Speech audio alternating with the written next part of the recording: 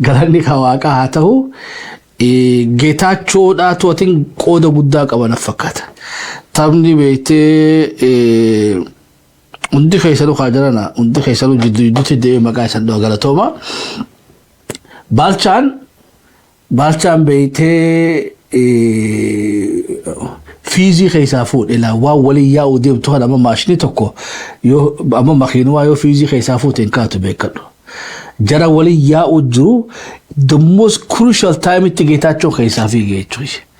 Ifi jarjaraan beektee kaabaa geetaachoo ciniinee jechuudha.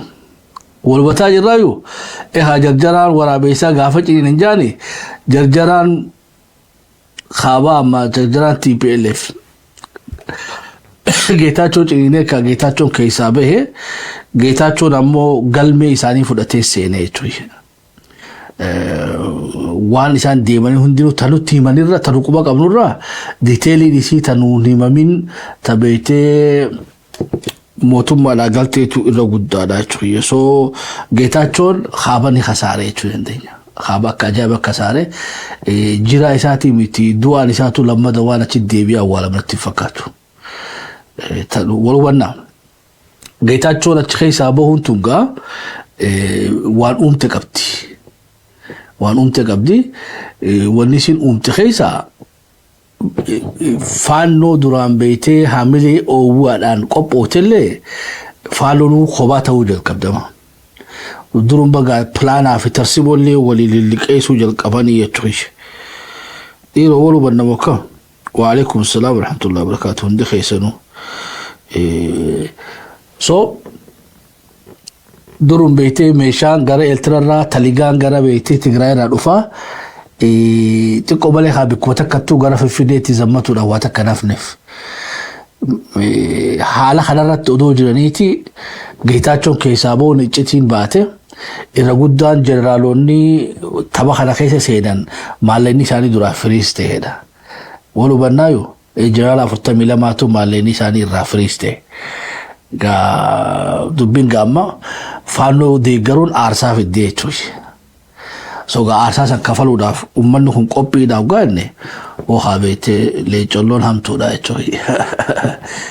Leencolloon maallaqni siyaasarra gatii guddaa qaba jechuudha. So duraan siyaasaaf san taphatan Baalchaan beektee gabaasaa galchee irratti Abiyyuu Shaarokaan warra waan kana keessatti hirmaate hundaa'u maallaqa isaanii firiis godhe mana isaanii maallaqa isaanii. So dubbiin gaam odoo akkana jiraniitu maallaqa firiis godhuu qofaa miti an firiis godhuudhaaf illee karaa tolcheef jechuudha. Hayya geetaachoon feetanii anaatu fudhata eenyu feetan.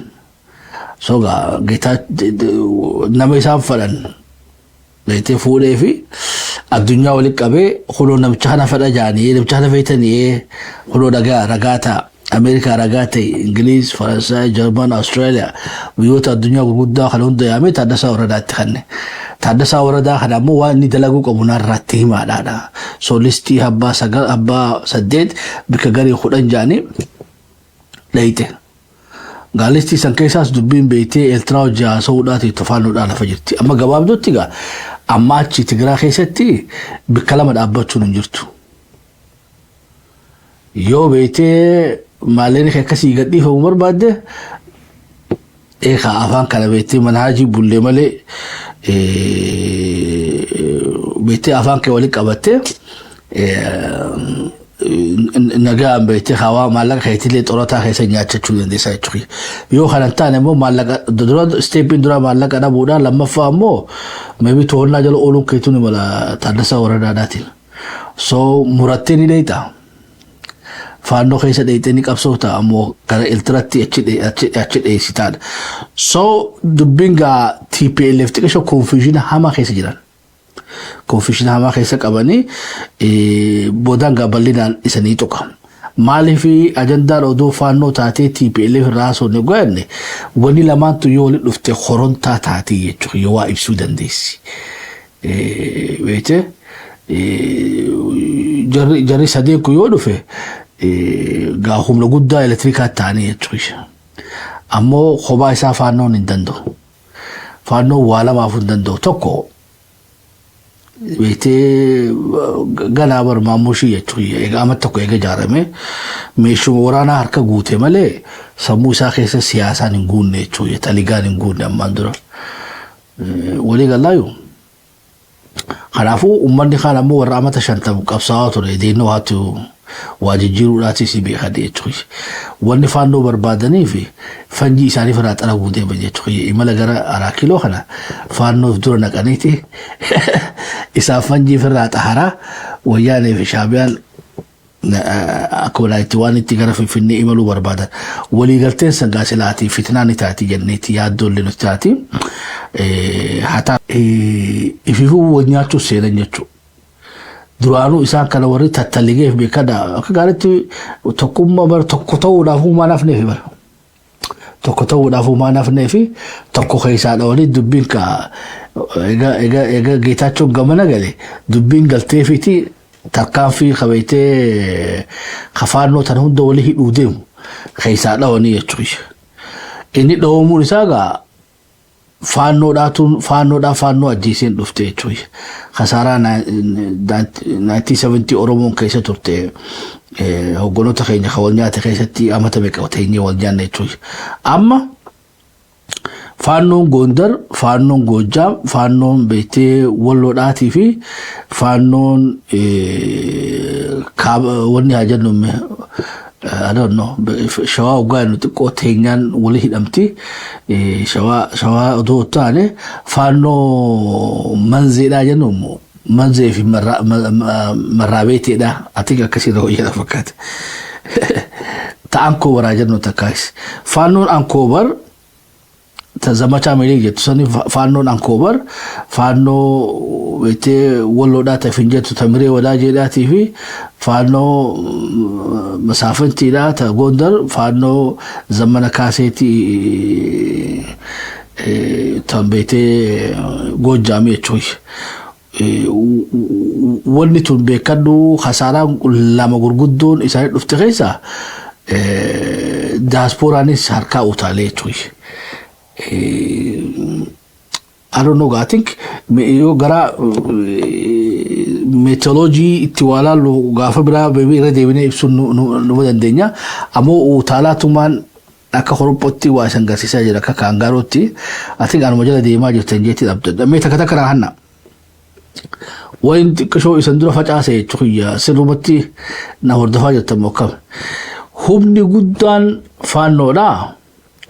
Namni faannoo nationalize godhe namni faannoo internationalize godhe Zammana Kaaseedhaati. Kan akkasitti haa qabnaadha.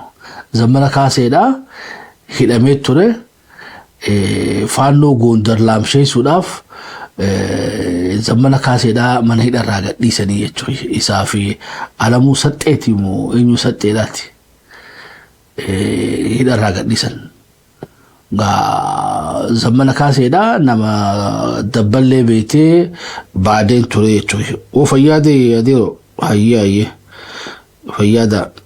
fayyaada hayyee. So Zammana Kaaseedhaa mana hidharraa bahee jechuudha. Amma tokkoof isaaf Iskandar waluma jala bahan. Qabdeetiin mootummaan PPdhaa gadhiiftee deebitee. Wanni gadhiifteefillee investmentii beetee namicha waan qabu qabaadha. Tokko nama siyaasaa beeku nama kaleessa beetee Opiidiyoo Amaaraa ture deebinellee maallaqaan bitachuu dandeenya. Isaan kanallee adda nuu facaasaa faannoo baanatana walitti qabee bakka takka nuu deebisee yaasaa akka loonitti nuuf galchaadha. Sogaa riskiin isaatti fudhatan kana. Iskindiriis walumaan gadhiisan. Sogaa jarri lamaan kun Zammanaatu dura seenee Iskindiriitu itti aane. Zammanaan gaafa beetee Asmararraa ABO'dhaa fi Gimbo Sabaatti galan inni galee jechuudha. Namni Biraanuu Naggaadhaatiif Amaara adda mure Zammana Kaaseedhaati jechuudha. So waan beetee Gimbo Sabaatti qabsoo naannoo Amaaraa harka galfatee Baardaar dhaqee Biraanuu Naggaa askistaa dalaguu ture sani namni Amaaraa fi Biraanuu Naggaadhaa adda baase Zammana Kaaseedhaati jechuudha. walii galla yookaan so waan ayaadhaa guddoodhaa ta'e inni nu dalagetanaa jechuudha yaa galatu inni kun waggaa lakkootamee fi oromoo ta'uun isaa sunuma malaa jechuudha waggaa boshaabashummaa isaatii fi kana waggaa laallee lakkaawwate maarree qilxuu ta'uun oolu jechuudha boodara because Gojaam irra guddaan beektee keenyu hagara galee keessa guddaadha jechuudha Gondaris haga tokko walii gallaayu hayyeega eega faannoo tana qabate hojii siyaasaa gurguddoo dalagee jechuudha hawaasummaa kaafe ammas abinis namni tabarraa baase zammanadha zammanaan very popular ta'e zamana kaaseedhaa popular ta'e keessaa Gojaam keessatti maadheeffatee kara Gojaam kara Shawaa kanallee harka didiriifatee even Wallollee dhufee jaaree so nama waan guddoo isaanii dalageedha wanni tun gaa zamanaan dhufuun qabsoo ummata Amaaraa wanni waliin hiite diasporaadhaanis diaspora mirqaananii doolara raabsanii iyyanii faannoo jaanii odoo kana jiraniiti Abu Feestaa seenee jechuudha Abu Feestaa deemee Ameerikaa dhufee doolara 600 waliin qabatee Atek yeroo garii baandiraa tana ifirraa laallee malee sihiriin irra jiraachuu ni mala.